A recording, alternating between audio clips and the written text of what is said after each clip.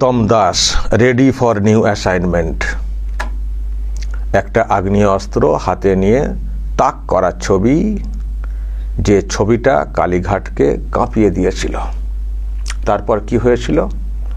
তারপরে টিএমসির তরফ থেকে নির্বাচন কমিশনে নালিশ করা হয়েছিল যে কেন এই অফিসার এই অস্ত্র হাতে নিয়ে এইভাবে ছবি তুলে আবার উপরে লিখবে রেডি ফর নিউ অ্যাসাইনমেন্ট। কি অ্যাসাইনমেন্ট?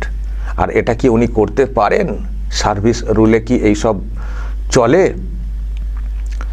তো নালিশ করার পরে নির্বাচন কমিশন কি করেছিল?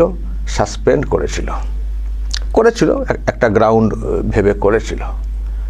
কিন্তু দর্শক, যে খবরটা এসেছে সেটা হচ্ছে যে হ্যাঁ, গৌতম দাস এবার সত্যিই রেডি ফর নিউ অ্যাসাইনমেন্ট, মানে উনি ফের দায়িত্বে ফিরছেন।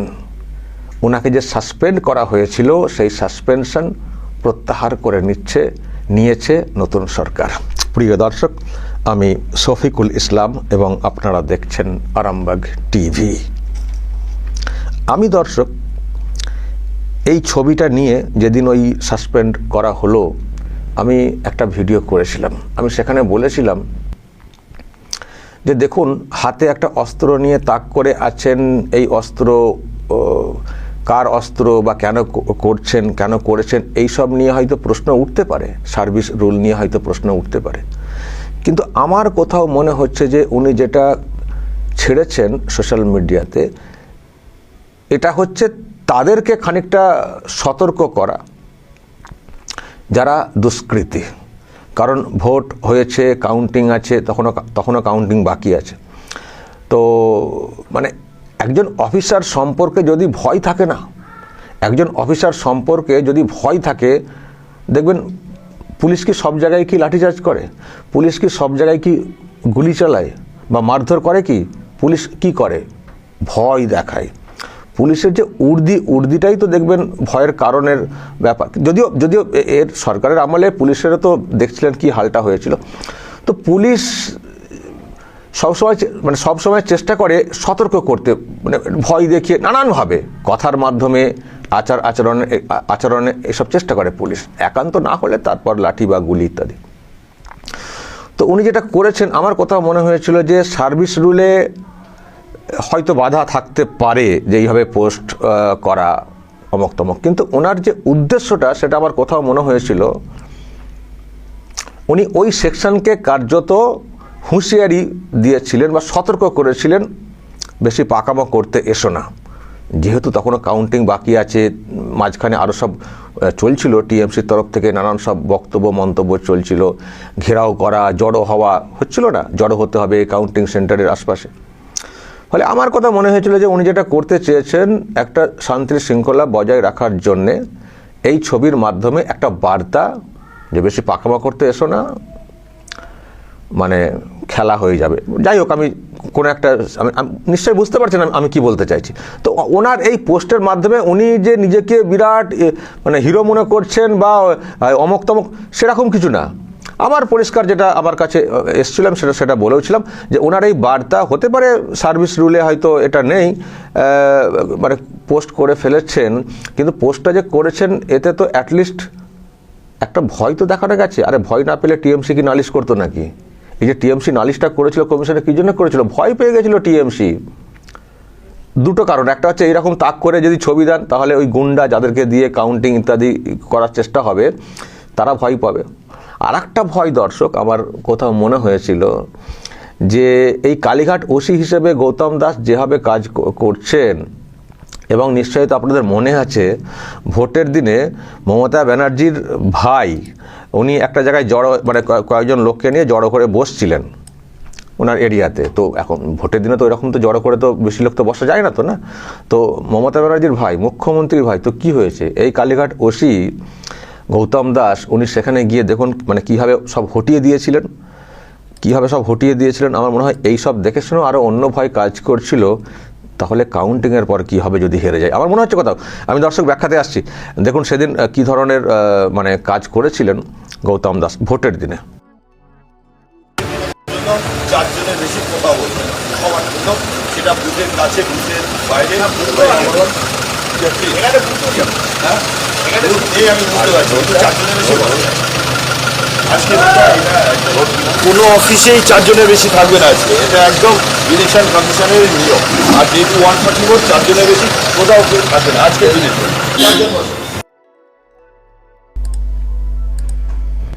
এইরকম করেছিলেন মুখ্যমন্ত্রীর ভাই, তো কি হয়েছে, নিয়ম সবার জন্য সমান, 4 জনের বেশি কেউ কোথাও বসবেন না, ওখান থেকে হটিয়ে দেওয়া হয়েছিল কার্তিক ব্যানার্জিকে। এই যে মাঝখানে যে বসে রয়েছেন কার্তিক ব্যানার্জি, হটিয়ে দিয়েছিলেন। হয়তো এইসব দেখে ভেবেছিলেন নেত্রী এত সাহস, আমার ভাইকে ভোটের দিনে হটিয়ে দিয়েছেন, এত সাহস। এটা যেমন একটা, আবার হয়তো এইটা এসছে ভাবনায় যে ভোটের দিনে ওই রকম, তাহলে কাউন্টিংয়ের পরে যদি হেরে যায় তাহলে কি হবে।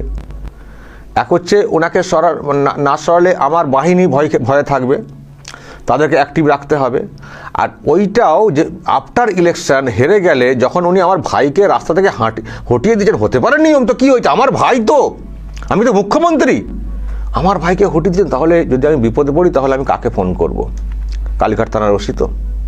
আমরা সেই জন্য একটা সুযোগ যেহেতু পেয়েছেন ওনারা, এই ছবি সার্ভিস রুল ব্রেক করে অঙ্ক বলে নালিশ করে যতটা দ্রুত ওনাকে হটানো যায়, সেই জন্যই হয়তো ওনাকে এইটাকে ছুতো করে এটাকে একটা অজুহাত করে ওনাকে সরানোর ব্যবস্থা হয়েছিল। তো সরানো হয়েছিল, তারপর আবার আরেকজনকে চামেলি নামে একজনকে ওসি করা হয়েছিল, তার নামে অভিযোগ রয়েছে, কিন্তু তাকে করে দেওয়া হয়েছিল।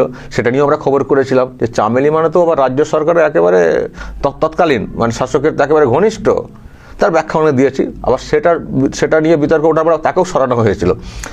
সরিয়ে টরিয়ে এখন অন্যভাবে কাজ হয়। তো যাই হোক দর্শক, ইনাকে সরাতে মরিয়া হয়ে উঠেছিল টিএমসি, কিন্তু নতুন সরকার এসে, শুভেন্দুর সরকার এসে ইনাকে ফের ফিরিয়ে এনেছে। সাসপেনশন প্রত্যাহার করে নেওয়া হয়েছে, গতকালকেই প্রত্যাহার করে নেওয়া হয়েছে, আমি যে খবরটা পাচ্ছি সূত্রে। সাসপেনশন তুলে নেওয়া হয়েছে, ফের কাজ। আমি তো বলবো ঠিকই করেছে এই সরকার। সার্ভিস রুল বা ইত্যাদি বলতে পারেন, কিন্তু ওনার উদ্দেশ্যটা না ওই রকম ছিল না। আমি একটা অন্য লোক, অন্য কাউকে একটা সত্যিকারের ভয় দেখাচ্ছে, এটা অন্য বিষয়। উনি পোস্ট করেছেন, জেনে শুনেই পোস্ট করেছেন, তো পোস্ট করেছেন ভোটের সময় সেন্ট্রাল ফোর্সে ঘুরছিল, সেন্ট্রাল ফোর্সে দেখবেন অস্ত্র নিয়ে ঘুরে, তো কেন ঘুরে, সব গুলি কি চালায় সব সময়, ভয় দেখায়। তো উনি হয়তো নিয়মের বাইরে গেছেন, আমি ধরছি তর্কের খাতিরে, নিয়মের বাইরে হয়তো গেছিলেন পোস্ট করাতে, কিন্তু উদ্দেশ্যটা আমার কিন্তু খারাপ লাগেনি। আবার বলছি, যারা শুনেছেন সেই ভিডিও আগের দিন, আমি কিন্তু সেদিন ব্যাখ্যা দিয়েছিলাম যে উদ্দেশ্য কিন্তু খারাপ ছিল না। উনি কাউকে গুলি করছেন, কাউকে করছেন সেটা না, উনি দেখালেন যে কালীঘাট থানার ওসি কতটা অ্যাক্টিভ দুষ্কৃতি দমনে। এই বার্তাটা উনি কাউন্টিংয়ের আগে দেওয়ার চেষ্টা করেছিলেন, যেহেতু কাউন্টিংকে কেন্দ্র করে একটা চলছিল। ফলে ওনার উদ্দেশ্যটা কিন্তু ভালো ছিল, মহৎ ছিল। হয়তো টেকনিক্যালি সার্ভিস রুল বা ইত্যাদিতে হয়তো কেউ ধরতে পারেন, কিন্তু যে মানুষের উদ্দেশ্য খারাপ না, ভালো উদ্দেশ্য থাকতে পারে, তো তাকে কি করে আটকে রাখা যায় সাসপেন্ড করে। তো নতুন সরকার এসে বুঝেছে, প্রত্যাহার করে নিয়েছে। তো ফলে দর্শক, এটা খুব ভালো একটা খবর যে এই গৌতম দাসের সাসপেনশন প্রত্যাহার করে নেওয়া হয়েছে। আর একটা আমি দেখলাম তার ব্যাপারটা নিয়ে একটা ফেক খবর ছড়িয়ে গেছিল। রামকৃষ্ণ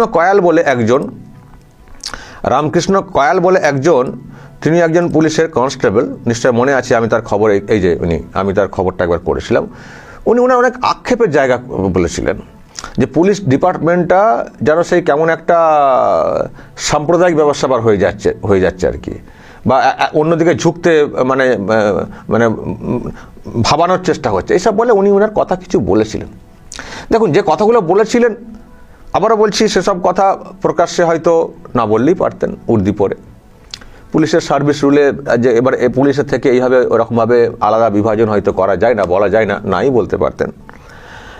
আমি একটা কথা বলেছিলাম যে এই উপলব্ধি কেন ওনার হলো, ঠিক আছে, বলা যায় না, এইগুলো প্রকাশ্যে এরকম করে সব মানছি, কিন্তু ওনার মধ্যে এই উপলব্ধিটা কেন হয়েছে সেটা তো ভাবতে হবে। নিশ্চয়ই কিছু দেখেছেন, শুনেছেন, সেটা একটা। আর একটা ভাবনা আমার মাথায় এসেছিল যে এটা যেমন ওনার উপলব্ধি, আর একটা হচ্ছে উনি যে কথাগুলো বলেছেন, ওনার কথার সঙ্গে আমি এই পরিবর্তনকামী বিশেষ করে শুভেন্দুদের কথার অনেক মিল পাচ্ছিলাম। কোনটা মিল? যে বাংলার যা পরিস্থিতি হয়ে যাচ্ছে, তাতে করে আগামী দিনে এখানে যারা সনাতনী হিন্দু আছেন তাদের থাকা কিন্তু মুশকিল হয়ে যাবে। ফলে পরিবর্তন আনতে হবে, হিন্দুদেরকে ঐক্যবদ্ধ হতে হবে। এই বার্তার সঙ্গে না একটা মিল ছিল ওনার বক্তব্যে। ফলে উনি আবার বলছি এই উর্দি পরে এই পরে সেই পরে বলেছেন বটে, বলা হয়তো যায় না প্রকাশ্যে এই উর্দি পরে, বা ওই ধরনের উপলব্ধি হয়ে থাকলেও মানে এগুলো ওনাদের তরফ থেকে করা উচিত বা বলতে পারেন কেউ। কিন্তু ভোটের আগে ওনার এই বক্তব্যটা না কোথাও একটা পরিবর্তনকামী মানুষের কাছে একটা বার্তা দিয়েছিল, একটা মানে পরিবর্তনের জন্য যেন উনি একটা কিছু করলেন, এটা কিন্তু বিষয়টা সামনে এসছিল। যারা ফিল করেছেন তারা ফিল করেছেন যে ওনার বলার মধ্যে বাচনভঙ্গিতে এই করে বা যে ভাবে বলেছেন ঠিক না, কিন্তু ওনার টোটালটার মধ্যে পরিবর্তন প্রয়োজন পশ্চিমবঙ্গে, এই বার্তা কিন্তু ছিল। ফলে এটাও আবেগে বলে ফেলেছেন, আবেগে করেছেন, কিন্তু উদ্দেশ্য কিন্তু ওই পরিবর্তন। তো পরিবর্তনকামী মানুষ যদি কখনো টুকটাক ভুলও করে থাকেন, কিন্তু যেটা করেছেন পরিবর্তনের জন্য করেছেন, তো ফলে এদেরকে কি একটু ক্ষমার চোখে দেখা যায় না? সাসপেন্ড করে দেওয়া হলো, ওর বাচ্চাও আছে শুনেছি, পরিবার আছে, তো এদেরকে কি একটু ক্ষমা করে দেওয়া যায় না? দর্শক, এই অ্যাপিল আমার আছে। সুব্রত ইনারটা কিন্তু এখনো তোলা হয়নি, ইনারটা কিন্তু এখনো তোলা হয়নি, সুব্রত দাসটা তোলা হয়েছে। মাঝখানে একটা খবর ছড়িয়েছিল যে ইনার নাকি তুলে দেওয়া হয়েছে, ইনারটা কিন্তু তোলা হয়নি। ইনারটা তোলা হবে ভাবনা চিন্তায় আছে সরকার পক্ষ, যেটা আমি সূত্রে খবর পাচ্ছি, কিন্তু এখনও কিন্তু তোলা হয়নি। কিন্তু আমার তরফ থেকে অ্যাপিল থাকবে যে মানুষ একটু ভুল করে ফেলেছেন, একজন অফিসার, একজন কনস্টেবল ভুল করে ফেলেছেন আবেগের জায়গা থেকে। যদি তার ভাবনায় ভুল থাকে তাহলে সেটা বোঝানো উচিত যে কোথা থেকে তুমি এটা পেলে, কোথায় তোমার মনে হচ্ছে যে পুলিশ ডিপার্টমেন্টটা একটা অন্য দিকে চলে যাচ্ছিল, যেতে বাধ্য করা হচ্ছিল, অন্য কমিউনিটির মানে এভাবে করে দেওয়া হচ্ছিল, পুরো পুলিশ সেকশনে এই জিনিসটা চলে এসেছিল। তোমার কোত্থেকে মনে হয়েছে, কেন মনে হয়েছে, কাকে দেখে মনে হয়েছে, সেগুলো দেখা উচিত। মানুষ তো সার্ভিস যখন পেয়েছেন, কাজ করছেন, তখন দেখা উচিত, বোঝানো উচিত। দরকার হলে এটা নিয়ে আর প্রকাশ্যে বলে দেবে পুলিশ যে এরকম কেউ কোথাও এরকম কমেন্ট কেউ করবে না, করলে কিন্তু শাস্তি হতে পারে, সাসপেনশন হতে পারে, এটা করা যায় না, একটু বলে দেবেন। কিন্তু যে কথাগুলো বলেছেন পরিবর্তনের জন্য তো একটা লিঙ্ক ছিল, সুতরাং আমার মনে হয় ক্ষমার চোখে দেখে, দরকার হলে আবারও বলছি সতর্ক করে দিন, ওনার উপলব্ধিগুলো বোঝার চেষ্টা করুন, করে কাজে ফিরিয়ে নিয়ে আসা উচিত। এটাও আমার অ্যাপিল থাকবে। শুভেন্দু অধিকারী যে সরকার চলছে তার কাছে অ্যাপিল থাকবে যে বিবেচনা করা হোক যে ওনার উদ্দেশ্য কী, ভাবনা কী, কেন উনি এটা বললেন, বলে ওনাকে যদি মানে যেমন সুব্রত দাসকে ফিরিয়ে আনা হয়েছে, ওনাকেও যদি ফিরিয়ে আনা যায় একটু ক্ষমার চোখে দেখে, এই অ্যাপিল আমার থাকলো। কিন্তু এখনও যে হয়নি দর্শক, এটা আমি আপনাকে বলে রাখলাম। তবে আমি আশাবাদী উনিও ফিরবেন, আমি আশাবাদী, কারণ আমি যে সূত্রে খবর পাচ্ছি আর কি, যে ওনারটাও বিবেচনার মধ্যে রাখা হচ্ছে, আশা করি ফিরে যাবেন। দর্শক বলবেন যদি আপনাদের এই নিয়ে আরও কিছু বলার থাকে, যেভাবে সুব্রত না, আমি গৌতম দাস, আমি নামটা হয়তো গুলিয়ে ফেলেছিলাম, গৌতম দাস, যেভাবে উনি ফিরে আসছেন সাসপেনশন তুলে। প্রিয় দর্শক, এতক্ষণ আপনারা দেখলেন পশ্চিমবঙ্গ থেকে আপডেট নিউজ। পশ্চিমবঙ্গের শুভেন্দু অধিকারীকে মুখ্যমন্ত্রী করেছেন নরেন্দ্র মোদী। তো শুভেন্দু অধিকারী মুখ্যমন্ত্রী হয়েই নবান্নে বসেছেন। মমতা ব্যানার্জির আগের যেই অফিস ছিল সেই অফিসে আর বসেনি, তারা এখন নবান্নে অফিস করেছে এবং সেখানেই বসেছে। তো এখন শুভেন্দু অধিকারী যেহেতু বর্তমান মুখ্যমন্ত্রী হয়েছে, এখন আপনারা অনেকেই বলতে পারেন যে তাহলে কি মমতা ব্যানার্জি যাকে যাকে চাকরি দিয়েছিল সকল চাকরিজীবী পুলিশ অফিসারদেরকে কি তাহলে বাতিল করা হবে? হতেও পারে। এখন শুভেন্দু অধিকারী যাকেই পছন্দ করবে আসলে তাকেই এখন একমাত্র পুলিশ চাকরিতে রাখা হবে, এবং তার কাছে এখন সকল ক্ষমতা, তিনি এখন পশ্চিমবঙ্গের সকল ক্ষমতার অধিকারী, মানে নামও শুভেন্দু অধিকারী আবার ক্ষমতার অধিকারী। তো তাকে এখন আসলে কেউ থামাতে পারবে না। সে এখন যাকে মন চাইবে তাকে রাখবে, যাকে মন চাইবে না তাকে ট্রান্সফার করবে, যাকে মন চাইবে না তাকে বাতিল করবে, এইভাবেই চলতে থাকবে। এখন তাহলে মমতা ব্যানার্জির আমলে যারা পুলিশ অফিসার ছিল, যারা চাকরি করেছেন, তারা কি তাহলে অপরাধ করেছেন? তারা সরকারি চাকরি করবে না? এখন সেটি বলতে পারে একমাত্র শুভেন্দু অধিকারী, কারণ শুভেন্দু অধিকারী এখন ক্ষমতা এসেছেন, তিনি যা মন চায় তাই করবেন, কাউকে বাদ দেবেন, কাউকে রাখবেন, এবং বিজেপির যারা দল করেছেন তাদের মধ্য থেকে অনেককে এখন চাকরি দেবে, নতুন চাকরি পাবে তারা, একমাত্র যারা শুভেন্দু অধিকারীকে সাপোর্ট করেছে, তাদের ভোটের সময় মানুষের কাছে ধারে গিয়ে ভোট চেয়েছে, একমাত্র তারাই এখন পুলিশের চাকরি পাবে। এবং সেনাবাহিনীতে চাকরি পাবে। তো তাহলে বুঝতে পেরেছেন, যারা আসলে ক্ষমতায় যখন থাকে তাদেরই সকল কিছু, তারাই একমাত্র সকল কিছুর অধিকারী, তারাই একমাত্র সকল কিছু করতে পারবে। আদারওয়াইজ যারা আগের সরকারের ক্ষমতা থাকবে তারা করতে পারবে না। আবার কোনো দিন যদি মমতা ব্যানার্জি ঘুরে আবার যদি ক্ষমতায় আসতে পারে, তাহলে দেখা যায় যে মমতা ব্যানার্জি শুধু মমতা ব্যানার্জির দলে যারা ছিলেন তারাই শুধু একমাত্র কাজ করবে, একমাত্র চাকরি করবে। তাছাড়া অন্য কেউ তখন আর এই বিজেপির যারা চামচামি করতেছে বর্তমানে, এখন তো সবই বিজেপি। যারা মমতা ব্যানার্জির দল টিএমসি এতদিন করতো, তারাও এখন বিজেপি। একটা দল ক্ষমতায় এলে মানুষ আসলে, নেতারা যে মানুষের সাথে যে দুই নাম্বারই করে, আসলে এটা করা উচিত। কারণ সাধারণ মানুষ, সাধারণ জনগণ এতটা খারাপ, এতদিন একটা দল করছে, যে দলটি ঘুরে গেছে এখন অমনি পাল্টি মারছে, সবাই এখন বিজেপি হয়ে গেছে। তো বিজেপি সরকার এইবার জনগণের উপর চাপ দেবে না তো দিবে কি?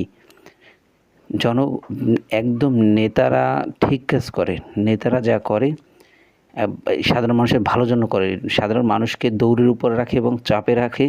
যদি এটা নেতারা না রাখতেন, তাহলে সাধারণ জনগণ এতটাই খারাপ, সবাই গাছের মাথায় উঠে বসে থাকতেন, নেতাদের কাঁধের উপর, মাথার উপর বসে যেতেন। যদি আসলে নেতারা যতটা বোঝেন, তার থেকেও বেশি বোঝেন এই জনগণ। এই জন্যই এই জনগণের এত ভোগ, এবং নেতারা একদম ঠিক কাজই করে। যদি আপনার ভালো লাগে অবশ্যই কমেন্ট বক্সে একটি কমেন্ট করবেন, এবং শফিকুল ভাইয়ের ভিডিও যদি আপনার কাছে ভালো লাগে একটি সাবস্ক্রাইব করবেন এবং একটি লাইক দিবেন। সবসময় ভিডিও দেখার জন্য অবশ্যই আমাদেরকে জানাবেন। তো যাই হোক, আজকের মতো আমরা এখানেই শেষ করলাম। আবার দেখা হবে নতুন কোনো ভিডিওতে। নতুন কোনো ভিডিও দেখতে চাইলে সাবস্ক্রাইব করে রাখুন। খোদা হাফেজ।